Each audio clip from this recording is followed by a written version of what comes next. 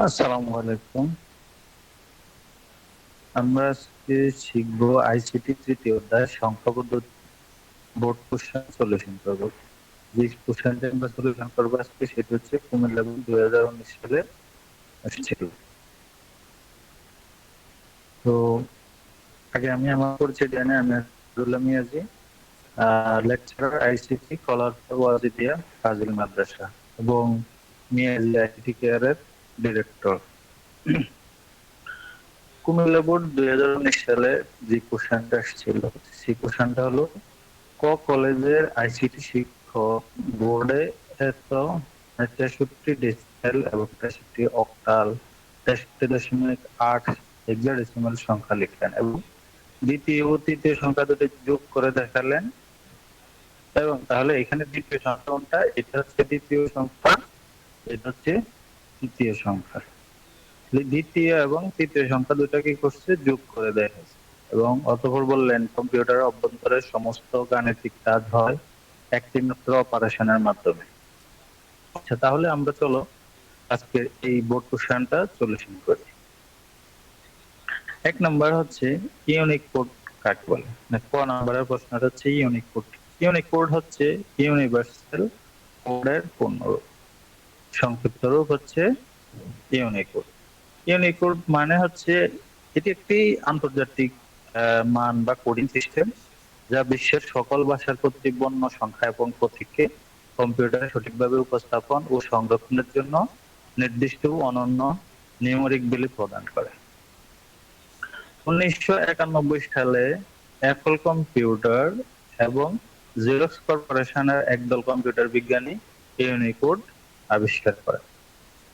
আচ্ছা, তারপরের প্রশ্নটা হচ্ছে 9+7=10 সম্ভব কিনা ব্যাখ্যা করো।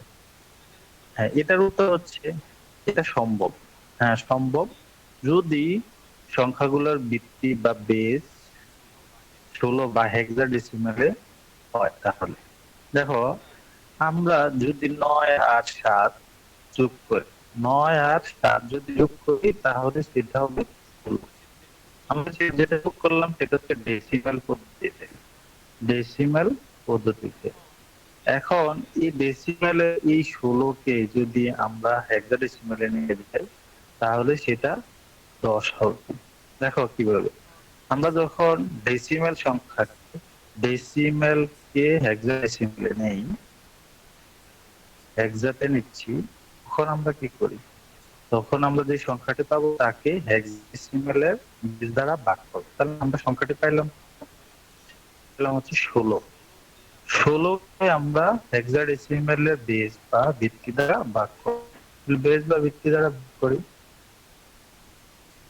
আচ্ছা, বেস বা ভিত্তি দ্বারা ভাগ করব।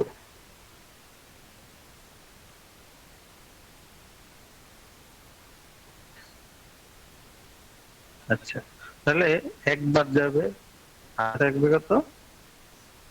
0। ঠিক আছে, আবার 16 দ্বারা ভাগ, 0 বার যাবে 1। এটাকে যদি আমরা নিচ থেকে উপর দিকে লিখি তার মানে 10, এটাই হচ্ছে আমার হেক্সাডেসিমাল নাম। কত হেক্সাডেসিমাল? 16 এর হেক্সাডেসিমাল। তার মানে আমরা যদি বলতে পারি 16কে হেক্সাডেসিমালে লিখলে কত লেখা যায়? 10 এভাবে লেখা। অতএব আমরা এটা বলতে পারি যে 9+7=16। এটা হেক্সাডেসিমাল সংখ্যা পদ্ধতিতে সম্ভব। আচ্ছা, তারপর প্রশ্নটা হচ্ছে দ্বিতীয় ও তৃতীয় সংখ্যার যোগফল প্রকাশ করো। আচ্ছা, এখানে দেখো, আমি একটা এই এই প্রশ্নটা দুইভাবে সলিউশন করা যায়, দুইভাবে সলিউশন করা যায়। এখানে আমি একটা পদ্ধতি দেখালাম, যেটা হচ্ছে দ্বিতীয় সংখ্যাকে আমি প্রথমে ডেসিমালে নিয়ে যাব। এই সংখ্যাটাকে আমি প্রথমে ডেসিমালে নেব, তার তৃতীয় সংখ্যাকেও ডেসিমালে নিয়ে যাব, ডেসিমালে নিয়ে যাব। তারপর দুইটা ডেসিমাল সংখ্যাকে আমরা যোগ করব। যোগ করার পর যোগফলটাকে আমরা কি করব? বাইনারি দেব এবং যেটা বাইনারি পাবো সেটা হচ্ছে আমাদের উত্তর। আচ্ছা, তাহলে এখানে কিভাবে করলাম একটু ব্যাখ্যা করি। দেখো এখানে দ্বিতীয় যে সংখ্যাটা দেওয়া আছে সেটা ছিল একটা কি সংখ্যা, অক্টাল সংখ্যা। তাহলে অক্টালকে আমরা প্রথমে কিসে নেব, ডেসিমেল সংখ্যায় নিয়ে যাব, ডেসিমেল সংখ্যা। ঠিক আছে, ডেসিমেলে অক্টাল ডেসিমেলে নিতে হলে যেই সংখ্যাটা এই সংখ্যাকে আমরা অক্টালের বেস দ্বারা গুণ করব। তাহলে আছে সংখ্যাটা কত হচ্ছে আমার 8 প্লাস 3 × 8। এটাকে আমরা 0 এবং 1 দ্বারা টু দি পাওয়ার দিলাম। তারপরে সেটাকে আমরা কি করব, 48 প্লাস হচ্ছে 3 হবে, টোটাল হবে আমার 51। এই 51 কে আমরা এখন বাইনারিতে, এই 51টা আমরা পাইলাম কিসে, ডেসিমেল। এই ডেসিমেল 51 বাইনারিতে যদি নেই তখন বাইনারি সংখ্যাটা হবে, আচ্ছা বাইনারিতে না, আমরা যোগ করার পর নেব। দেখো তৃতীয় সংখ্যাটা হচ্ছে আমার হেক্সাডেসিমালে দেওয়া আছে 63.8, এটা দেওয়া আছে হেক্সাডেসিমালে। হেক্সাডেসিমালের সংখ্যাটাকে আমরা নিব কিসে, প্রথমে ডেসিমেলে নেওয়া যাবে। ডেসিমেলে নেওয়ার পর ডেসিমেলে কিভাবে নেব, নিতে হবে আমাকে প্রথমে 6 × 16 প্লাস 3 × 16 প্লাস 8 × 16। এবার দেখো দশমিকের আগে হবে 0 এবং 1 পাওয়ার, দশমিকের হবে -1। সেটাকে যদি আমরা গুণ করি, তাহলে গুণ করে তাহলে সেটা হবে 96 প্লাস 3 প্লাস 0.5। ঠিক আছে, এটাকে টোটাল যোগ করলে হবে 99.5। এই যে 99.5, কিন্তু আমি দশমিক বেলো বা ডেসিমেল সংখ্যা পাই। এই ডেসিমেল সংখ্যা এবং এই ডেসিমেল সংখ্যা যদি আমরা যোগ করি তাহলে আমরা কি টোটাল যোগফলটা পাবো। যোগফলটা নির্ণয় করি, যোগফল হলো 51 প্লাস 99.5, টোটাল হলো আমার 150.5। ঠিক আছে, এই 150.5 এর যদি আমি এখন বাইনারি বাইর করি তাহলে আমার কি হয়, যোগফলটা বাইনারিতে প্রকাশ পাবে। আচ্ছা তাহলে আমি এটার বাইনারি বাইনারি হবে 100.11.0.1। এটাই হচ্ছে বাইনারি হবে। ঠিক আছে, তাহলে এটার বাইনারিটা কিভাবে হচ্ছে সেটা কি দেখাইতে হবে। আচ্ছা একটু দেখাই দিই। এই জায়গাতে ধরো 150 কে আমরা বাইনারিতে নিই, প্রথমে 2 দ্বারা ভাগ করবো, তাহলে 75, আর এখানে 0 থাকবে। তারপরে 75 কে 2 দ্বারা ভাগ করবো,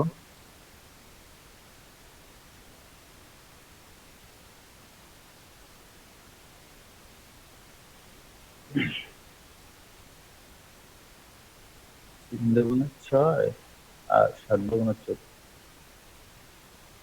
হাতে থাকবে 1। 37 দুগুণে 74, হাতে থাকবে।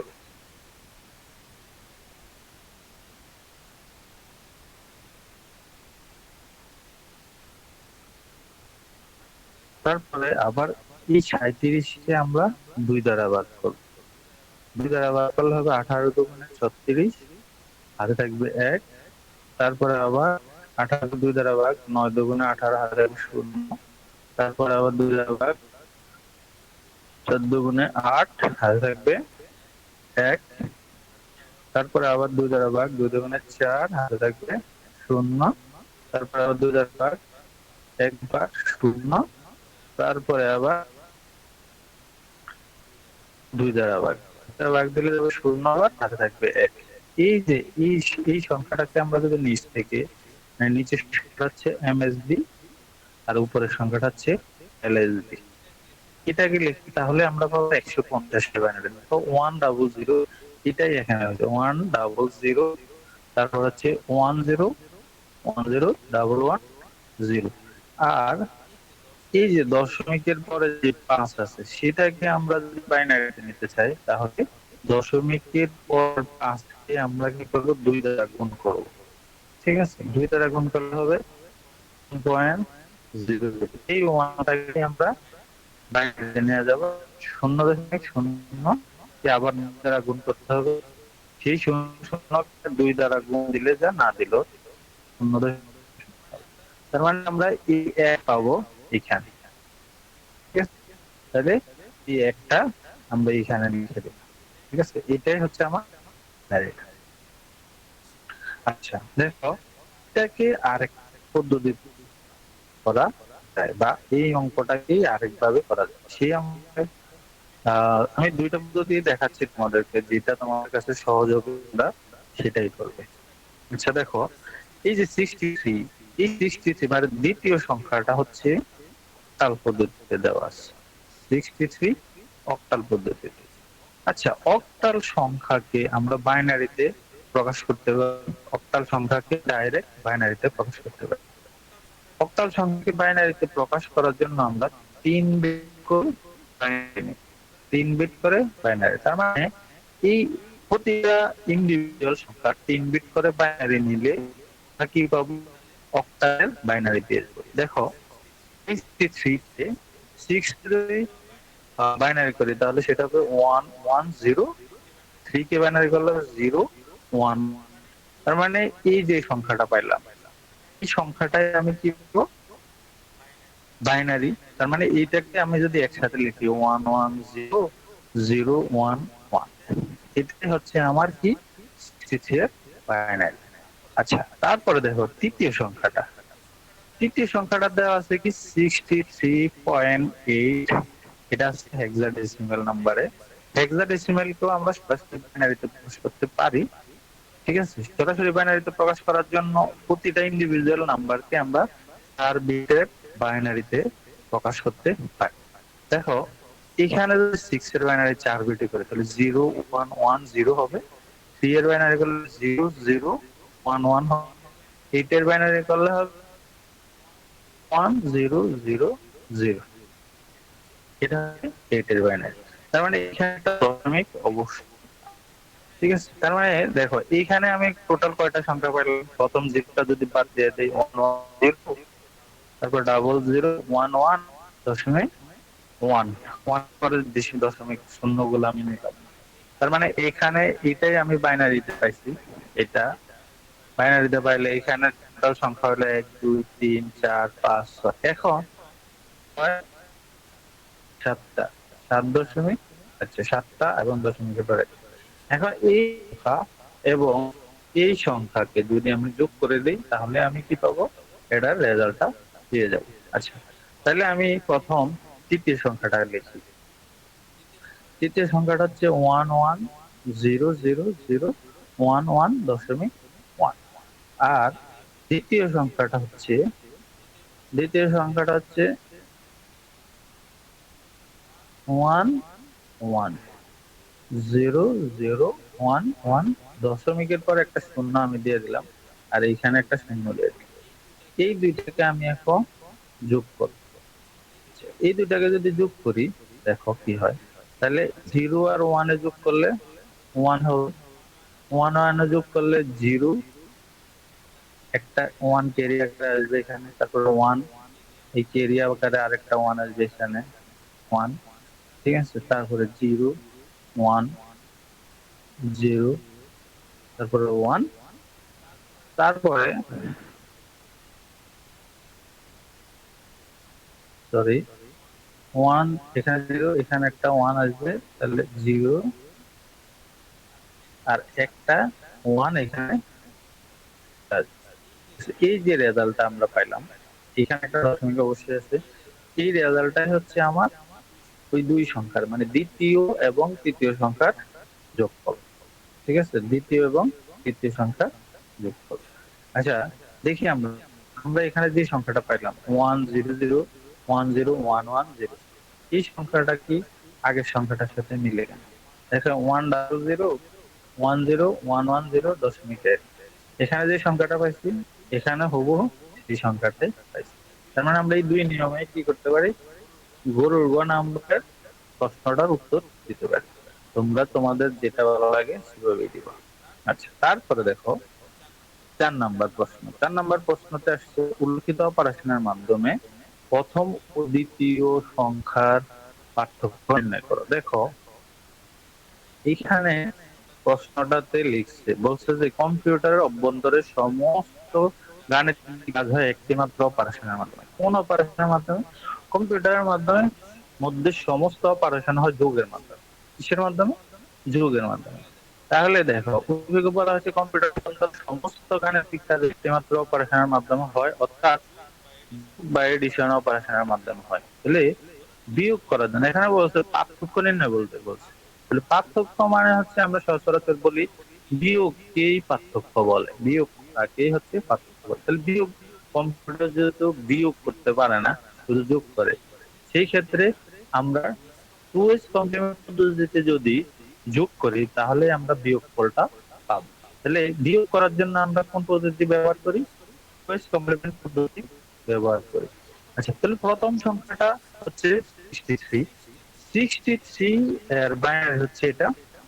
আমরা যখন টু এস কমপ্লিমেন্ট পদ্ধতিতে বাইনারি করব তখন অবশ্যই সকল সংখ্যাকে হয়তো 8 বিট নিতে হবে, না হলে 16 বিট নিতে হবে। ঠিক আছে, 8 বিট বা 16 বিট নিতে হবে। তাহলে এই সংখ্যাটাকে আমরা 8 বিট আকারে লিখলাম 63 কে। এবং দ্বিতীয় সংখ্যা যেটা আছে সেটা হচ্ছে অক্টাল নাম্বার। অক্টালকে আমরা প্রথমে ডেসিমাল নিলাম, ডেসিমাল নাম্বারটাকে আমরা কিসে নিলাম? বাইনারিতে নিয়ে নিলাম। ঠিক আছে, এই যে দুটো বাইনারি পেলাম। এখন দেখো এখানে হচ্ছে 63 আছে, এখানে আছে 51। 63 এবং 51 এর ভিতরে বড় কোনটা? অবশ্যই 63 বড় সংখ্যা এবং 61 হচ্ছে ছোট সংখ্যা। ছোট সংখ্যা। তাহলে যেটা ছোট সংখ্যা সেই ছোট সংখ্যার হচ্ছে টু এস কমপ্লিমেন্ট বের করতে হবে।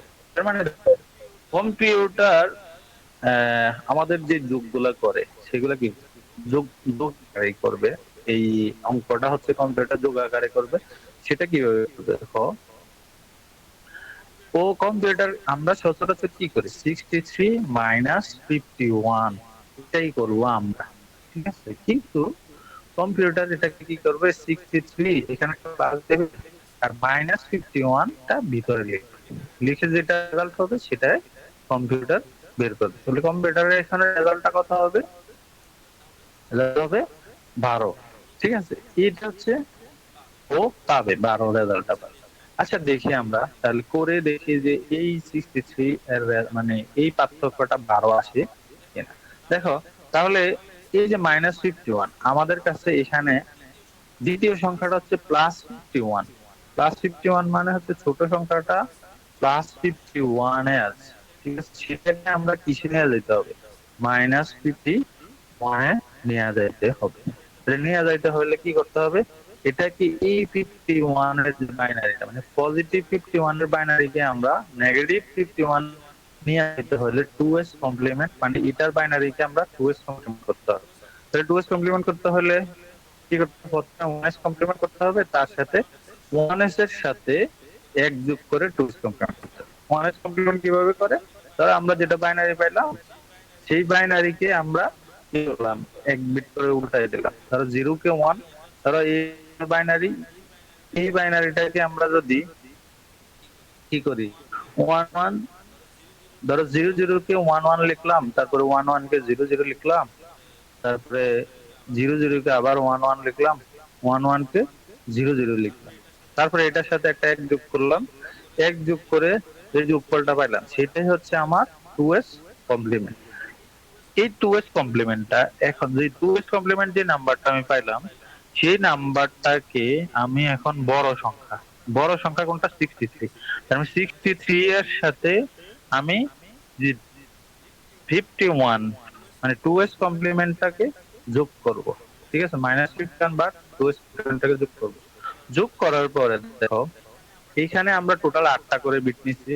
এইখানে বড় সংখ্যাতেও 8টা বিট, ছোট সংখ্যাতেও 8টা বিট। কিন্তু দেখো যখন আমি যোগ করলাম যোগের সময় আমার 9টা বিট চলে আসছে। 9টা বিট মানে এই যে একটা একটা বিট আসছে এই বিটটাকে বলা হয় ক্যারি বিট। এই ক্যারি বিটকে আমরা বাদ দিয়ে হিসাব করবো, মানে যখন আমরা গণনা করব তখন এই ক্যারি বিটটাকে বাদ দিতে হবে। ঠিক আছে, তাহলে বাদ দেওয়ার পরে বাদ দেওয়ার পরে আমরা যে সংখ্যাটা পাবো সেটাই হচ্ছে আমার যোগফল। তাহলে দেখো 12 এর বাইনারি সংখ্যাটাই আমরা এখানে পেয়েছি। এটাই হচ্ছে আমার দুইটা সংখ্যার মধ্যে পার্থক্য কিসের মাধ্যমে? যোগের মাধ্যমে। আমরা কিন্তু এখানে কোথাও বিয়োগ করি নাই, এখানে কি করছি? যোগ করছি। ঠিক আছে, যোগ করেছি এবং যোগের মাধ্যমে আমরা পার্থক্যটা নির্ণয় করেছি। তা ধন্যবাদ সবাইকে, আজকে এটুকুই। আল্লাহ হাফেজ।